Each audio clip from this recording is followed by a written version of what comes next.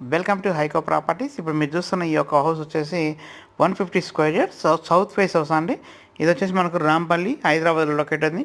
Rampalli to Cherlapalli రోడ్డుకి ఈ యొక్క ప్రాపర్టీ అయితే ఉన్నదండి.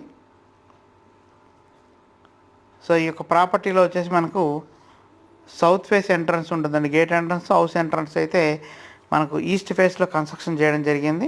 మీరు చూడొచ్చు, మంచి సిట్ బ్యాక్ ఏరియా కూడా ప్రొవైడ్ చేయడం జరిగింది. 2 BHK హౌస్ అండి.